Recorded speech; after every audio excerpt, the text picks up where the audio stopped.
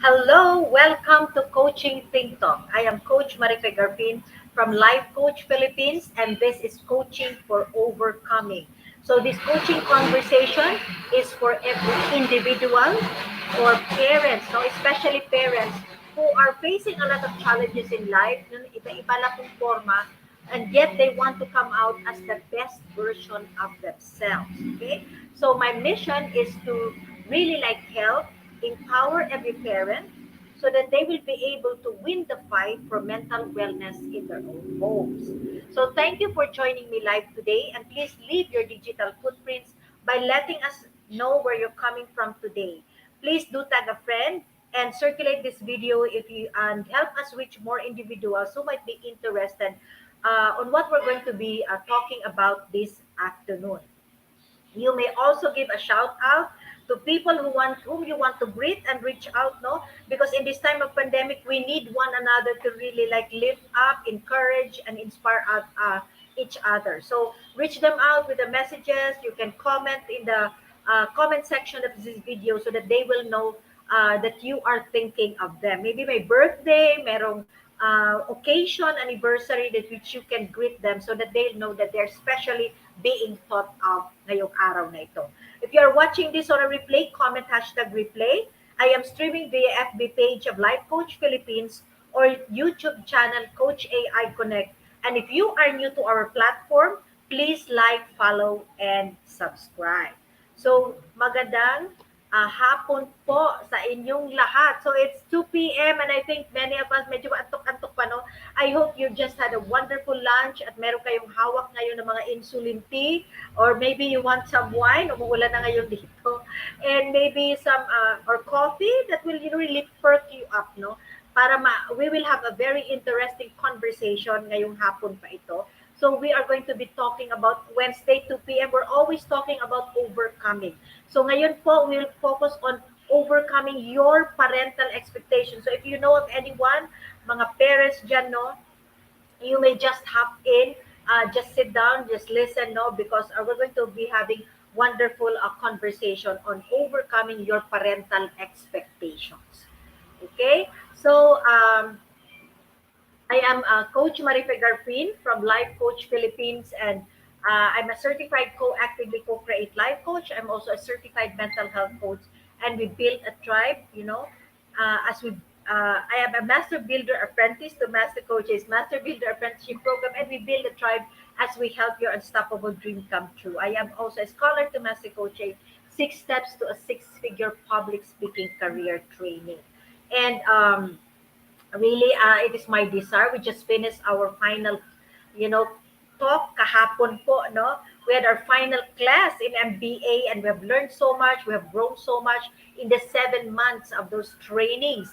And it is just a joy for me to really be able to, sit in front of you right now and to share to you because everything that I've shared with you is actually how do you call it, a growth out of my experience in the Master Builder Apprenticeship Program of Master Coach A.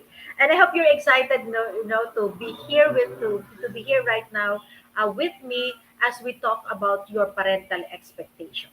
Okay? And get your hashtag pack my bag moment. Pag meron po kayong, like you're able to connect, you're able to relate with the things that I'm talking about, pwede niyo pong kunin yon, post it in your timeline so that first, you get more learning if you're typing it in kasi naiisip mo at you're explaining it. So you get to experience the explanation mental model.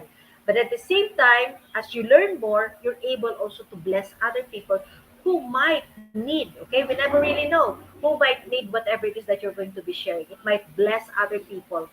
In this time of a pandemic and in this time of, we're being physically distanced and we are transitioning, we're adapting. Marami po talagang yan, mga restrictions, and oftentimes and not, a call from a friend, a sharing from a friend will lift somebody's spirit and heart. Okay, so I hope that you will also share, no, so that you can bless other people. So acknowledging people in the space, no, who are here with me. We have Coach Sean De Hoya, we have Master Coach Jasmine, of course, Coach Ann Caber. Thank you so much for joining me this afternoon. So let me proceed, no? Let me proceed to overcoming parental expectations. So every Wednesday, as I've said, it's It's always overcoming. So I truly believe, no, as a professional certified co-actively co-create life coach and a certified mental health coach, I believe that we are all designed to overcome. Kaya po yung every Wednesday natin is overcoming, coaching for overcoming. Okay, so let me dive into parental expectation. Ano nga ba yung ibig sabihin ng parental expectation? Well, this is a parent's judgment and belief about their children's future achievements as reflected in grades and then as to how far their children will go in school. So, even when the time no na you realize na nalaman mo na buntis ka and you are already forming a certain expectation for your child. You're also forming a certain expectation for yourself as a parent. How am I going to parent my child?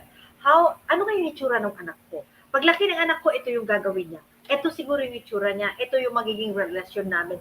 There is a lot of expectations going on. Okay? Marami po tayong expectation na talagang na-perform because that is like we are able kasi to we have inputs around our environment, no? Marami tayong inputs, nakikita natin yung iba, how they're parenting, paano dinadala yung pamilya, paano dinala yung mga anak. So meron tayong mga expectations na ganyan. So hindi natin maiwasan na tayo din, we will have certain expectations as parents, no? Now, there are positive impact of parental expectation. Meron naman po mga positive impact. When you are expecting something for your child and you're able to really like express it well, your child is able to feel that sense of belongingness. Feeling nila they matter kasi you're thinking of them. And basically, oftentimes than not, the really most of the as I said, oftentimes than not, really our expectation is basically based on truly loving our children. If you're a parent, if you're a mom, yung pagmamahal mo sa anak mo, you want to preserve, you want to make sure that they're safe, you want to make sure that they're protected, you want to make sure that the future is secured for them. So when you are able to translate this, when you're able to really get it across to your child feels like they matter. You thought of them. There's a sense of belonging. And then another positive impact is you encourage your children's development. Just like when you are helping a child to really walk, no? Yung natututo pa lang silang maglakad. Tapos sabi, come on, you walk, you step by step, no? And you hold your child's hand. It encourages the child to really take that step so that the child becomes able to really like do the things that you expect them, and the child is really have that sense of fulfillment, no, and achievement kasi na-meet nila yung expectation, and they themselves are able to form their own expectation and their development, so sumusunod sila sa inyo, diba? So maganda yun, diba? Like when a child started to walk, when a child you're eating, you're saying a lot of beautiful things para kumain lang yung anak mo. You like this is delicious. That's the sense of encouragement, no? And that gives a beautiful impact, a positive impact on the child. So yun yung positive impact of your parental expectation. Now, it also helps to forge a path, yung daan. Kasi oftentimes, kaya mo yan, you can do this, kaya mo itong gawin, you're intelligent, I believe you can do. So all this encouragement, all this na pagsasabi mo na, this is what you're able to do, I believe you can do this. This forms also, aside from it's an encouragement, it is also like expressing, your expectation to your children. And it allows your child to really reflect na, tama nga si mama, kaya ko nga siyang gawin. Yeah, my mom is always there, so alam ko pwede niya gawin. Or my parents are there, always supporting me. Lalo like, not you become a good lawyer, would you like to do that? Ganyan, ganyan. So, na-encourage yung bata to really pursue the dream, no? So that's the positive impact. It helped to forge a path because a lot of times, especially when in high school, no, hindi alam ng bata anong kukunin. Like for me, I never really actually know ano ba talaga yung gusto ko sa buhay when I was, fourth year. When I graduated, I was just lying in bed. I didn't really know what to do. I don't know what to take. Magulo yung isip ko. Hindi ko alam kung anong pipiliin kong course. And my mom told me na, you know what, it's my dream that you become a nurse, gano'n, gano'n. And at that time, I was not actually fixed kung ano yung gusto kong gawin. I was not really like fixed, ano ba talaga yung gusto kong gawin. And then when my mom said, you know what, you can do nursing, maganda yon. So, I imagine you like this, you can do this. So I did try. I did try going into nursing. And well, I think I did my mom proud. By background, I'm a registered nurse with almost 22 years of hospital work experience. And I was able to attain the highest position so far, an available the highest position in the nursing field so far. No, so I believe I did her proud, and I'm grateful for that. I'm grateful for the encouragement and the no the set expectation ng mom ko para sa akin. Uh, it paved the way. That's why it helped to forge a path that I was able to truly like venture into. So I'm grateful for that, no? Sa mga with the my mom's expectation, it did me well. So nasabi niya sa akin, and we're able to really come up with an agreement, no, of how am I going to finish, what will I do. But my mom never really told me that you go to the States once you're finished. Wala siyang expectation. Gusto lang niya maging nurse ako. And so I did. Hindi ako I was not sure, so I took and embraced it. And the Bible says, no, when you embrace and when you really like respect and honor, no, your parents, so maganda naman yung kinalabasan. So let me greet, no, in my and the space we have here Coach Lynn, Coach Mao. Thank you so much for joining me. And of course, Coach Pao, our new coach. Thank you so much for joining me. So, in one way or the other, parental expectation has that positive effect, okay? But there is also a negative effect, okay? Now, we've heard always parents saying na, kasi kami naman nung unang panahon, okay naman kami. Ito kasi, so, there's a certain expectation, no, na when we are actually basing it because of what we truly want and where we're coming from, medyo mahirap. Mahirap siya, and it has a negative impact on the children. So the negative impact of parental expectation is that it happens, so the negative impact happens when the expectation are not in attunement. It's not in attunement to our children's interest, to our children's talents and skills. So minsan mataas masyado yung expectation. You have to become a doctor because your parents are doctors. Kahit hindi mo naman gusto, kahit ang bata hindi niya, parang hindi yun eh. Gusto ko mag-engineer. But there's a pressure, no? Kasi everybody, like sinasabihan ka, anak, alam mo, anak, you become a good doctor, you're gonna do this. It's like imposing. And now in this time of, sa digital space, our children have so many ideas. They have so many knowledge, no? And they can just search in the internet and they can compare. So nandun yun eh. So yung nung panahon namin wala eh kasi wala namang social media. What we have was only a radio. What we have was only a TV control pa kung ano yung ipapa-show, no? So when it is not in attunement to your children, then it will have a negative impact. So, for example, your child wanted to become an artist, pero pinupush mo maging doctor. There's a sense of disappointment. Feeling ng bata, wow, I disappointed my parents. And definitely, you as a parent, because hindi niya sinusunod, hindi siya tumatama doon sa expectation mo, you have also that sense of disappointment. And that emotion and that feeling, nararamdaman po yan ng mga bata. So they kind of feel na I'm not enough.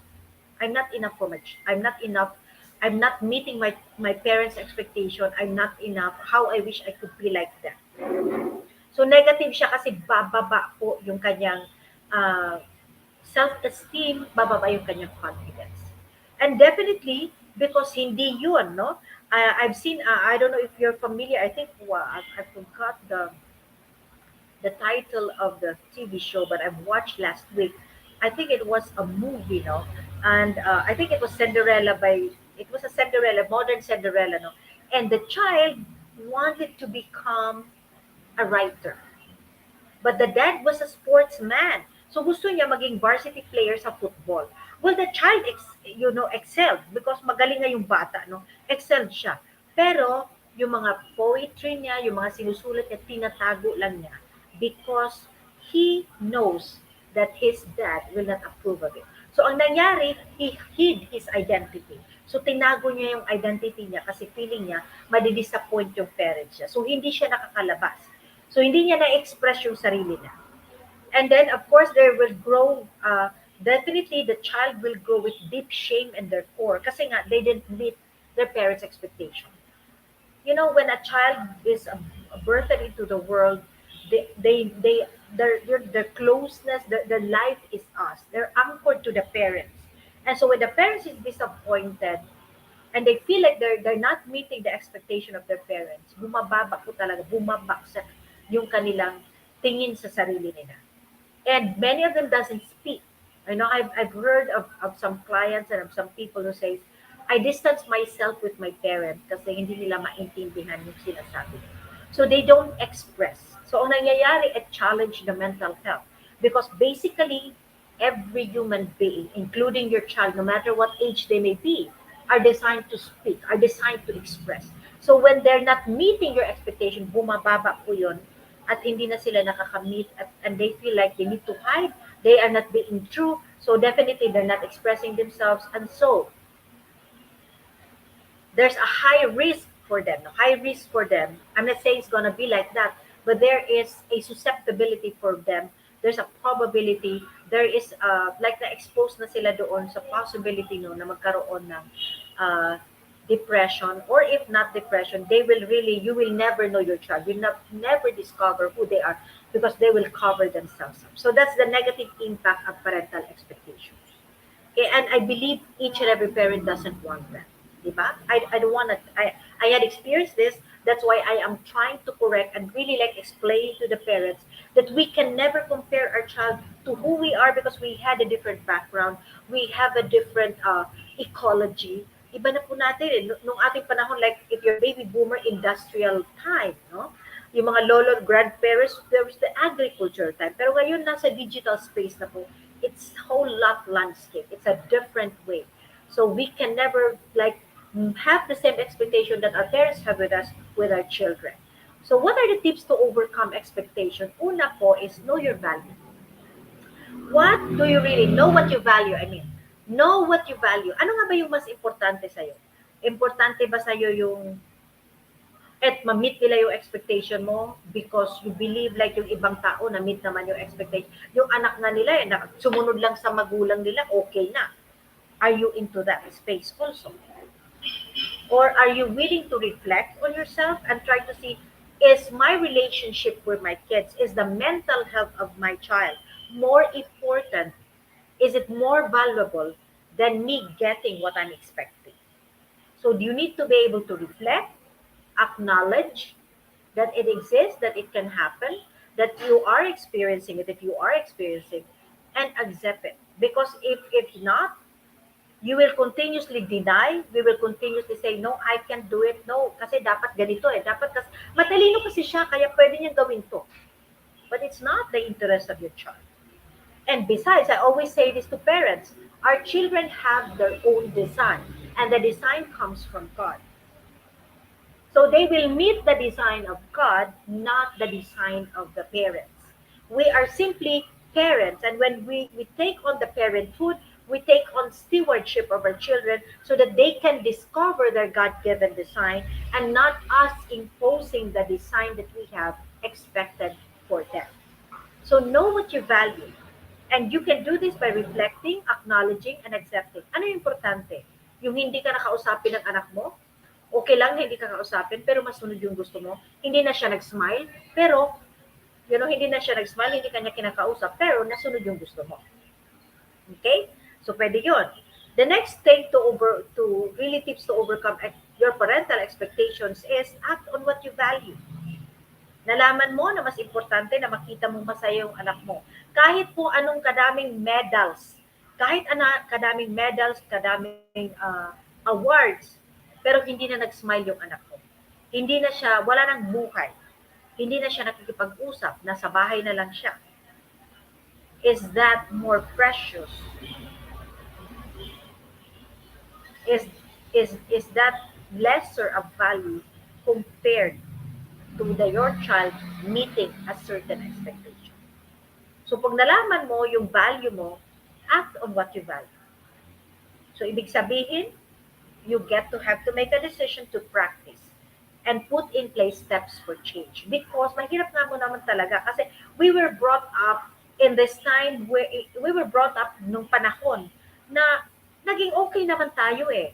Okay naman ako eh. So magiging okay yung anak ko. As I said, They are moving and they're growing. They have a different space, they have a different environment. So po, ang nangyayari, if we impose on them, they will distance themselves from you. So if you know what you value, if the smile of your child, if the happiness of your child is much more of value to you, then we have to put in place, you have to put in place to practice letting go and allowing to really let your child discover for himself with your facilitation, paano nga ba niya madidiscover ano yung gusto niya. Put it in place, you need to put in place steps for change. Mahirap siya sa simula kasi it's a different mindset, hindi siya nakasanayan natin. But hey, we are all designed to overcome. So kaya pong malampasan. At the beginning, it's kind of difficult, yung uncertain kasi yung alam mo, yung pagpapalaki na katulad mo, no? But once you are into it and once you've seen the beautiful smile of your child, it's going to really like level up your energy and you will truly see, you will truly see much more, much more. Your child will be able to deliver much more than what you have expected. The third, okay, the third tip is keep what you value. When you are undoing, okay, when you are undoing a system, a mindset, a habit, it's going to be difficult to fight it off. May mga time mag-slide off kayo. But when you know what you value, pero hindi nagtutugma doon sa the way you're speaking because alam mo nga, merong pattern yung brain na nakuha mo sa mga anak, sa mga lola mo, sa nanay mo, and in society, the influence of society, no? May mga kaibigan din tayo nangingialam. Alam mo, pakulin mo yung anak mo. Alam mo, dapat ganito yung anak mo. May mga nangingialam din, no? So when the going gets tough, no? You have to keep your value. And the only way to keep that value is to nurture you. You gotta feel yourself really of more learning. Okay, and put your place in a space wherein you have parents like you, community like you, who knows and understand what you're going through. Kasi pag hindi ka nandun sa space na nakakaintindi sa'yo, mahihiya ka sa sabihin ng iba, naku, hindi yan, tama yan. So you'll be influenced. But when you know what you value, alam mo yun, mahirap kasi i-undo, no? I-unlearn. But we need to keep unlearning so that we keep on relearning. So babaklasin at may itatayo tayo na bagong way of mindset at thinking para magawa po natin yung pag-nurture or pag-nurture sa sarili natin so that we can keep our value. That's the very reason why I enrolled myself in the different programs at Master Coach A and Life Coach Philippines. Two of my kids are clinically diagnosed with depression, and I have to unlearn so many thoughts, so many mindsets, so many maling expectations.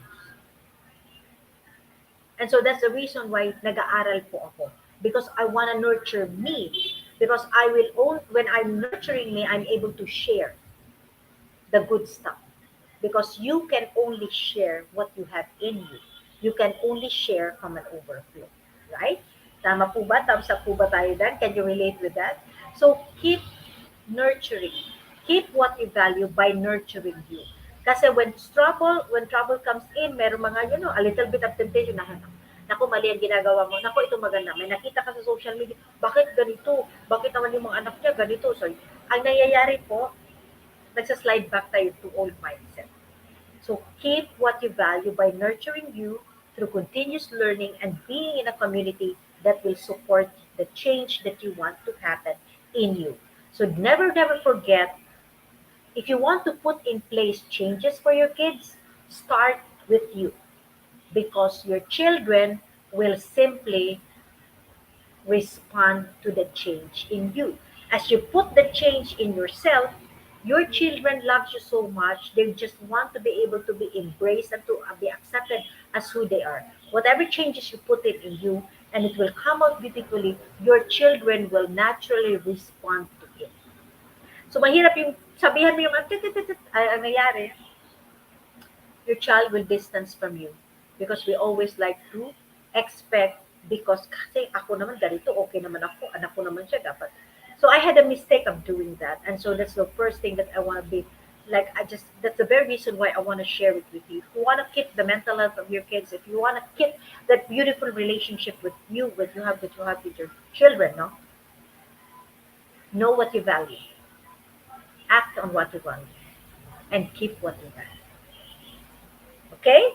So I hope that I'm able to share that with you. I'm so passionate about this because ito po talaga yung like a lot of times now many children doesn't speak with their parents because they kind of feel they failed the parents. They wanted so much. They wanted so much to meet our expectations. Pero kasi hindi siya untuned sa interest or it was not really not attuned to interest and the talent and skill and they kahit ikaw kahit ayaw mong gawin kasi hindi inherent sa na stretch ka, it has you struggle. And there are children cannot take this who cannot take on the stretch. So we have to be able to really be mindful of how we are really uh, looking into the different expectation that we have our kids. As I've said, may mga positive naman po. So we gotta learn to really connect with them well so that yung mga we always have to really be mindful to keep our expectation on check. Kasi minsan tumataas na siya masyado for our children to really handle. Okay? It's not because we're a bad person, it is because we truly love them a lot. Every parent loves their child. They only want what's best. But the translation, doon siya naiiba. Okay? So, never forget, it's not the child's responsibility to teach the parent who they are. Hindi po responsibility ng mga anak na i-discover kung sino tayo, anong mga expectation, ano yung mga dapat na rules and regulation. But rather, it's the parent's responsibility to learn who the child is. So it is our responsibility to take a look, ano nga ba yung interest ng anak ko? Ano nga ba yung gusto niyang gawin? Ano nga ba yung masaya siya? Ano nga ba yung nakakapag-smile sa kanya? Because in that way, when you're starting to know your child, you're able also to facilitate your child to discover their God-given design. And you yourself realize na ito pala yung gusto niya, kaya you're able to level up in your parenting kasi natututunan mo po paano siya i-facilitate. Thank you, Coach Rizal, for joining me. Okay? So never forget, it's not them. So it's always on the parent's side to really reach out. It's always the responsibility of the parent to understand. It's always the responsibility of the parent to discover and allow their children to really live in the design God has for them. Again, it's God design, it's not parental design. Okay? So if you want to really dig deeper into it, parang, Coach, hindi ko naintindihan. Coach, parang, I do not, hindi ko gusto. Eh, parang ayoko, parang there's something into it na kailangan kong malaman pa. Parang hindi ako masyadong sold out sa sinabi ko. Then connect with me, let's have a conversation. I give free discovery call here in my health and wellness coaching center.